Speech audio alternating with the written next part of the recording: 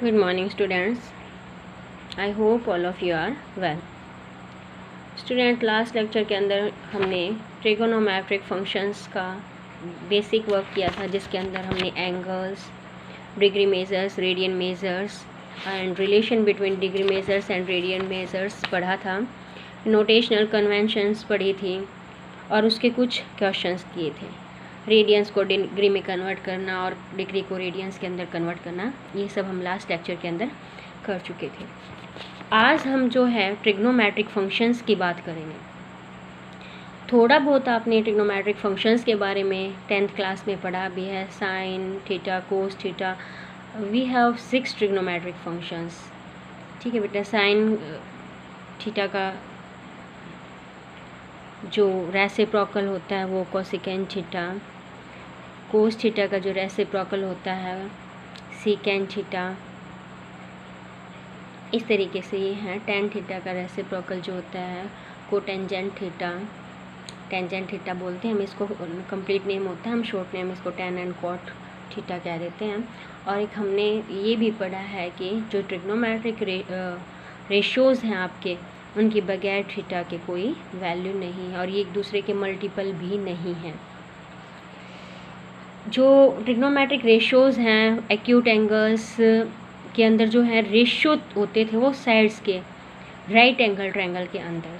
Trigonometric ratios for acute angles as the ratio of the sides of a right angle triangle. अब हम उसी चीज़ को extend करके पढ़ेंगे, ratios to any angles in terms of radian measures.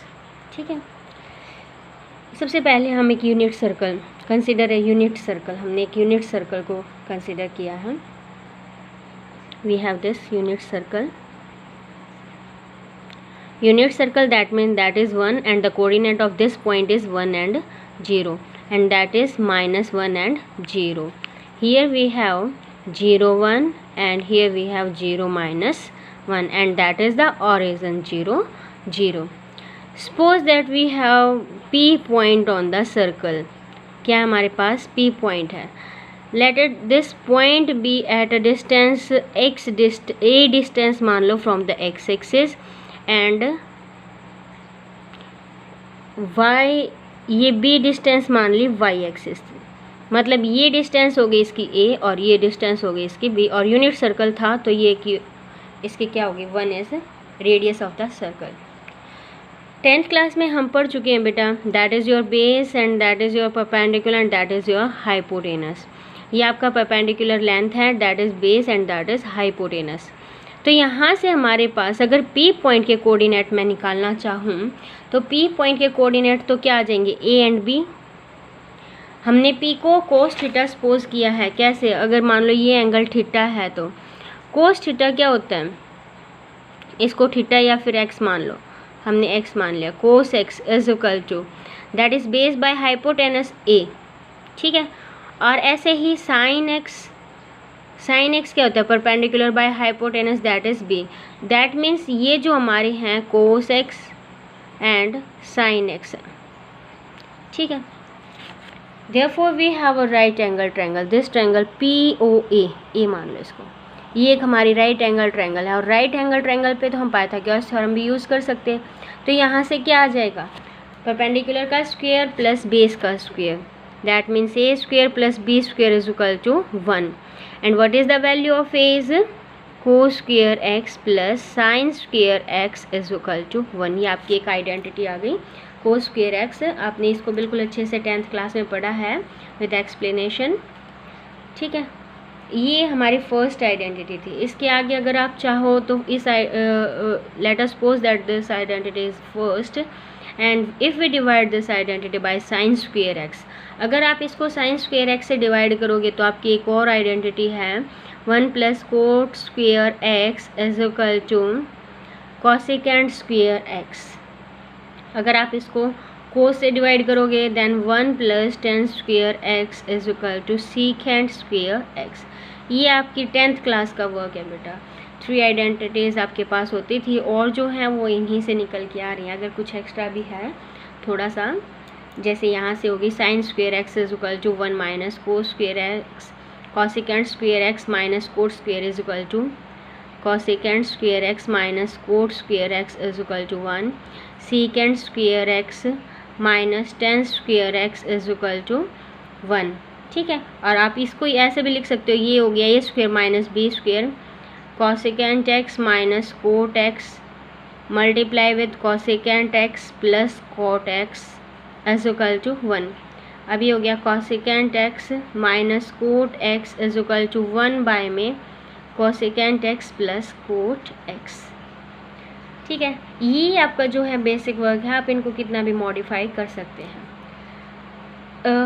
One complete जो revolution है हमारा वो 2 पाई का एंगल सबटेंड करता है eight the centre of the circle. ये पी पॉइंट है, अगर मान लो इस पॉइंट से हम चल रहे हैं पी पॉइंट से और कंप्लीट रिवॉल्यूशन कंप्लीट करके हम इसी पॉइंट पे आ जा रहे हैं, then it forms it subtends an angle of 2 pi radian at the centre of the circle, complete angle हो जाएगा। अगर सिर्फ फर्स्ट क्वाड्रेंट की बात करें that means it makes angle pi by 2, that is also pi by 2, that is also 4 quadrants, इनको quadrants बोलेंगे हम, that is your first quadrant, second quadrant, third quadrant और फोर्थ क्वाड्रेंट। इस तरीके से मान लो आप इसको एक बार। ये हो गया, फिगर मैं बना लेती हूँ एक बार। अगर बात करें हम पी पॉइंट हमारा यहाँ लाइज कर रहा है, यहाँ लाई कर रहा है तो ये एंगल ही 0 का बनाएगा। और हम ये 10th क्लास में भी पढ़ चुके हैं, कोस 0 कोस को हमने क्या माना है ए, और ये हो गया ए और ये हो गया b, that cos 0 degree that means 1 and को sine 0 degree is equal to 0। यहाँ से आ गया।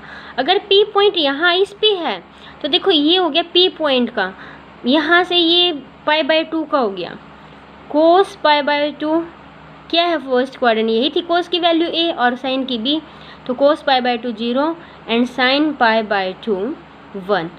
इसी तरीके से यहाँ बात करें तो ये पूरा एंगल पाई का बन जाएगा। अब कोस पाई, ये पाई हो गया बेटा पूरा pi by 2 plus pi by 2, cos pi, ये पी पॉइंट हमारा यहाँ पे आ गया, तो cos pi -1 and sine pi is equal to 0। Similarly you have pi by 2 plus pi by 2 plus pi by 2, 3 times जोड़ दिया, that means cos 3 pi by 2। Cos 3 pi by 2 की वैल्यू क्या आ जाएगी, कोस तो है ही 0 and sine 3 pi by 2 that is -1। ये हमने कर ली। फिर यहाँ पे बेटा 2 पाई भी आ गया। अब ये जो कोस 0 है ना, you can write this cos 2 pi and you can write this sine 2 pi. मतलब पूरा रिवॉल्यूशन आपका 2 पाई का है। अगर किसी पॉइंट ने 2 पाई रेडियन का एंगल बनाया है दैट मीन्स वह उस फर्स्ट वाले पॉइंट पे ही जाके रुक गया, उसकी वैल्यू में कोई चेंज नहीं हुआ। ये यहाँ से इसका प्रूफ हमें मिल रहा है।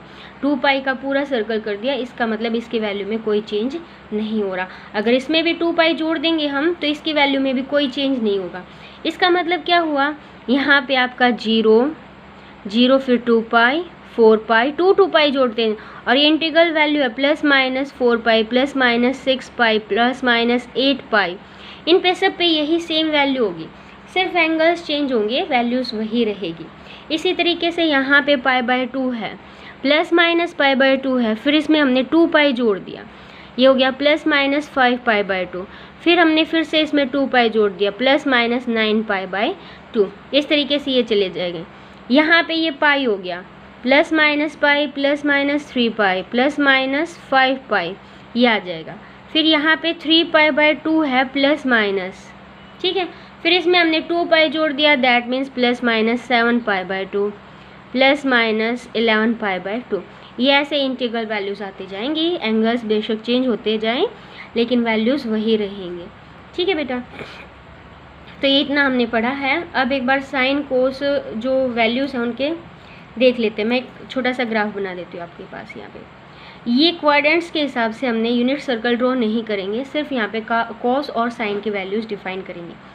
इसको जो कहेंगे ये और ये हैं n पाई +- n पाई, हम इन दोनों को कह सकते हैं। n हमारा क्या हो गया, यहाँ पे इंटीजर हो गया। क्या हो गया, n इंटीजर। कैसे, यहाँ देखो बेटा 0 मतलब 0 पाई हो गया, 1 पाई 2 पाई 3 पाई 4 पाई 5 पाई। बात समझ आई आपको। ये होगी n पाई, क्या हो गया ये n पाई। अगर आपका हो तो +- n pi where n is an integer. Plus minus की भी जरूरत नहीं है, अगर हम एन को इंटीजर बोलते हैं that simple you can say that n पाई।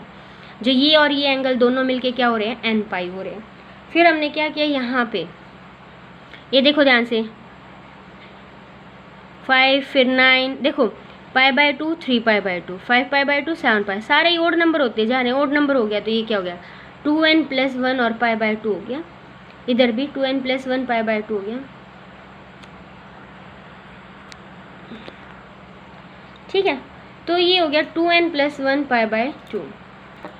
इसको तो कहा हमने n पाई और इसको कहा 2n+1 पाई बाय 2। अब देखो एक बात और समझो, ये इस पॉइंट के कोऑर्डिनेट हो गए। यहाँ पे जो यूनिट सर्कल था 1 0, यहाँ पे था -1 0, यहाँ पे था 0 -1 और यहाँ पे तो था 0 और 1। मतलब कोस तो यहाँ पे और यहाँ पे 1 और -1 क्या है, 1 और -1, लेकिन साइन की तो ये पीछे वाली वैल्यूज थी ना, तो sine n pi is equal to 0 हो गया।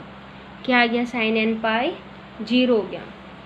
मतलब यहाँ पे अगर आप कहो तो sine x is equal to 0 if and only if n x is equal to n pi, ये हम कह सकते हैं बेटा। समझ आया आपको? इन दोनों क्वाड्रेंट्स पे साइन की जो वैल्यूज़ हैं, साइन 0 भी और साइन 2 पाई भी, साइन 0 एंड साइन पाई, क्योंकि पाई बाय 2 ये और पाई बाय 2 ये हो जाएंगे 0। तो साइन 0, साइन पाई, साइन 2 पाई, साइन 3 पाई, साइन 4 पाई, साइन 5 पाई, ये सभी जीरोस हो जाएंगे, इनकी वैल्यू 0 हो जाएगी। ये बात आपको समझ आई?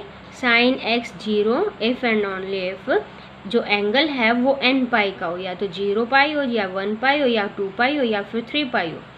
ठीक है, integral multiple of pi that gives value of sine angle is equal to 0। Sine का कोई भी एंगल हम पुट कर देंगे तो वो वैल्यू 0 देगा। अब बात करें हम कोस की, तो कोस तो फर्स्ट वाला पॉइंट था, ये वाला पॉइंट है। मतलब cos x is equal to 0 if and only if x is equal to 2n+1 pi by 2। जब और मल्टीपल होगा तो कॉस की वैल्यूज 0 होंगी। Cos x is equal to 0, इसका मतलब क्या हुआ, कहाँ पे 0 होगा, जब एंगल जो है वो 2n+1 पाई बाय 2 होगा और n भी any, n belongs to integer, n कोई भी क्या है, integer. I hope all of you are understand up to this basic work. Now we are doing the sine of trigonometric functions. एक table भी share करूँगी मैं आपके साथ जो है, और आइडेंटिटीज़ तीनों हमारी हो गई हैं। ठीक है, now we are doing the sine of trigonometric function.